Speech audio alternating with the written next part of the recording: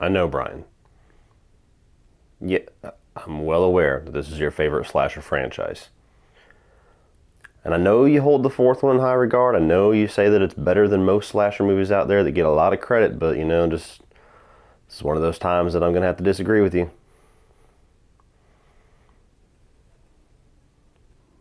Well, I've had differing opinions before. And it's going to happen again.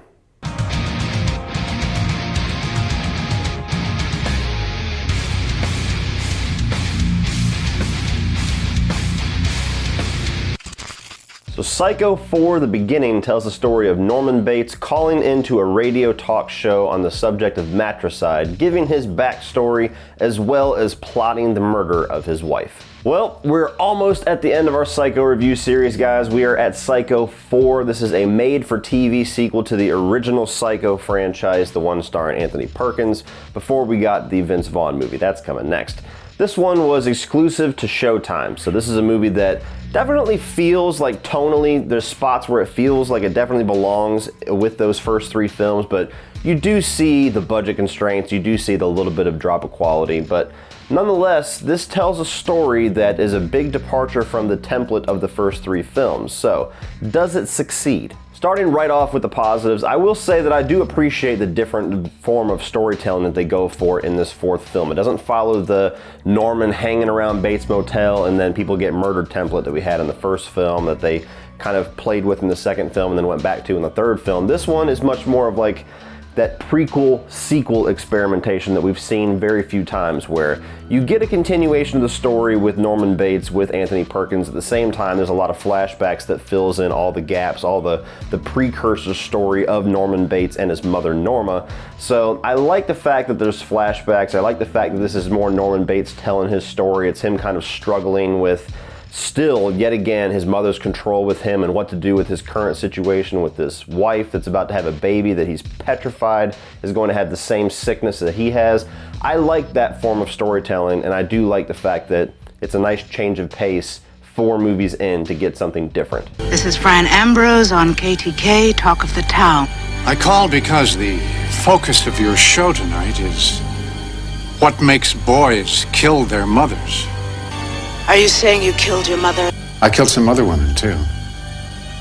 Once again, Anthony Perkins is great in the role. He's much more kind of scaled back in this one because, again, this is a lot of flashbacks, a lot more of a prequel. So he's only playing Norman Bates in the current timeline storyline, the sequel storyline, which is about 30% of the movie, maybe. I might be a little bit shy on that one, but he's not the main star of the film. But when Norman Bates is on screen and you see Anthony Perkins, that is what I would say the most captivating part of the film. You want to tell us about your mother, how she drove you to become what you became? She'd be sweet one moment, and then she'd suddenly turn mean. Don't you have any respect for the dead? I also like the casting of his mother, Olivia Hussey. She's famous for Romeo and Juliet. I know her much more from Black Christmas. She's an actress that I do like whenever she shows up, and she's very unhinged in the role of Norma, in the role of mother. You definitely could see why living under the same roof as a psychotic woman like this would drive Norman to be the way that he is. She definitely gets to have fun in the role. There's maybe pushed a little bit too far here and there with the dialogue, and where she's shoving him into a closet and hands him a jug and says, "This is in case you have to wee-wee." Like, there's moments like that where I'm like, no. Look at yourself, boy. Ha! Girl. Yes, girl.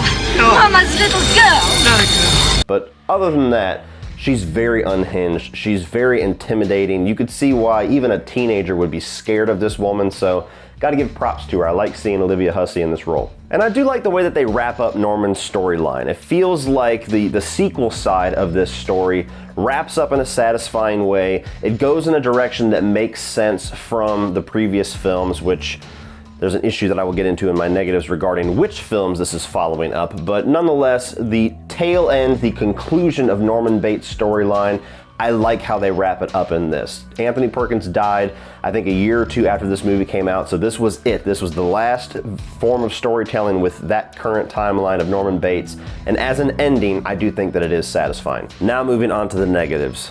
I liked this movie a pretty good amount when I first saw it. I got the little Best Buy 4-pack that came out like a year ago that has Psycho 1 through 4, and I watched all of them, the third one and the fourth one for the first time about a year ago.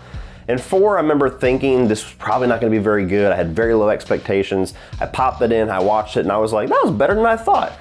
Watching it this time, it was a bit rough. It's still better than a lot of slasher sequels, I will give it that, but again, that's a very low bar when you look at things like Friday the 13th Part 8 and Freddy's Dead, so it doesn't take a whole lot to be one of the better slasher sequels, but this is by far, of the 4 movies, the worst. And for me personally, where most of that comes from is in fact the prequel storyline. I've said it numerous times, I'm just not somebody that cares for prequels very much, especially in regards to slasher horror icons, because I'm of the opinion that most of the time when they do a prequel, it's to a character where a lot of that mystery, a lot of that intrigue, a lot of the effectiveness of that character comes from all of the unknown. It comes from all of the things that we have to fill in the gaps ourselves, that we have to kind of connect the dots ourselves, that we can kind of come up with our own prequel to Psycho. And when they actually spell all of it out,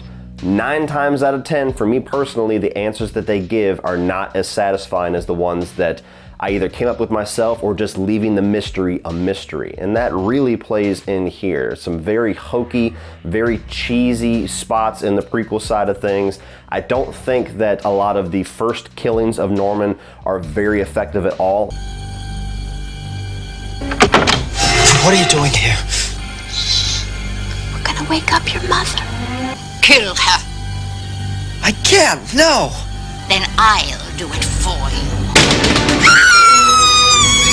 Fleshing out that relationship between Norman and Norma, to me, is just not nearly as good as the mystery and the intrigue of what this woman did to drive him mad. It also doesn't really help that this movie, I'm watching it in a time where I've seen all, 5 seasons of Bates Motel, which is leaps and bounds better as far as a prequel and kind of a backstory to Norman Bates and Norma Bates. So maybe that's a little bit of an unfair thing with just the age of this movie, but I do not care for the prequel side of this pretty much at all. And one of the bigger reasons for that too is the casting of Henry Thomas as Norman. Now, I don't know necessarily whether to blame the direction and the writing or his performance. I will just say this, outside of E.T., I've never really cared for any of this guy's performances. Not that I've seen everything that he's done, but typically when he shows up, as it's thrown in as like, oh, it's the kid from E.T., and he never really brings it, in my opinion. If you can give me an example, by all means, I will either admit that I'm wrong or say that I haven't seen it down below, but I've never really been that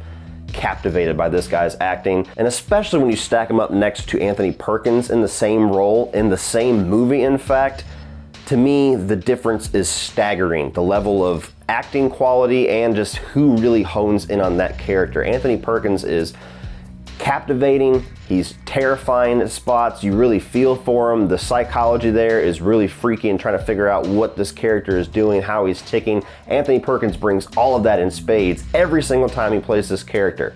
Whenever you go to the younger side, whenever you go to the prequel side, to me it's just hokey. And I touched on it a little bit when I was speaking about Olivia Hussey, but there is some really bad writing in this film, especially in regards to dialogue, and it's pretty much all in the prequel side of things. Like the sequel stuff seems great to me. Like I don't really have any issues with the Anthony Perkins storyline because it's basically all just Anthony Perkins in a room or on a phone being Norman Bates that he's already known all the way through how to be this character from start to finish of this franchise. So when you get to the prequel and you have lines like, in case you have to make a wee-wee, or a lot of it comes from Olivia Hussey in regards to the way she treats her son, which I get as like part of her unhinged performance, which I do like, but part of it is just like, you could have reined in the cheesiness of this a little bit. And even in the dialogue scenes, whenever Norman Bates is kind of in contact with a female that he becomes sexually aroused with, his first couple of murders, if you will, they don't work. Like, you don't understand why these women would be attracted to this quiet, very strange kid just because. I mean,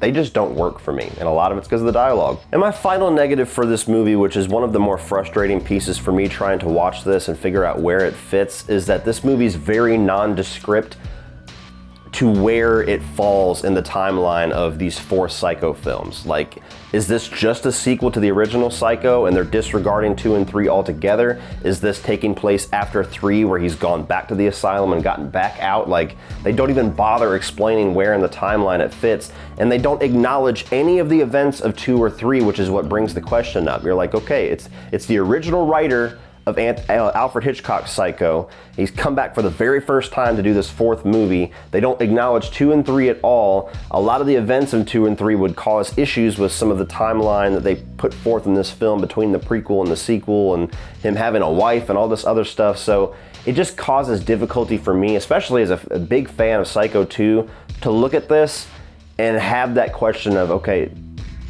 where is this movie fitting? Because they don't do a very good job at explaining that, and that's a problem. But overall, guys, this movie's not terrible. It's decent. I will say, it's not a movie that you're gonna like regret watching immediately. It's not something that you're gonna think is complete trash. It's not offensive, even no matter how much of a fan you are of 1, 2, or 3. It's an easy watch. It's a fairly innocent movie. Just to me, it never really transcends beyond that. It's a sequel where I watch it and I'm like, okay, that exists. I'm not offended by that. But then again, it's a movie that, aside from doing a review like this, or if I just have the itch for a Psycho marathon one day, I don't see myself ever popping in Psycho 4 the beginning. Oh, I've killed before. And now I'm gonna have to do it again. So if you're a fan of this franchise, if you want to see where things have gone since Psycho 3, or maybe just since the first Psycho, an alternate timeline sequel, check out Psycho 4 the beginning and go in with very low expectations. Understand this is half prequel, half sequel, and it's going to give a lot of answers to questions that you might not want answers to. But overall, entertaining enough. So check it out online and stream it.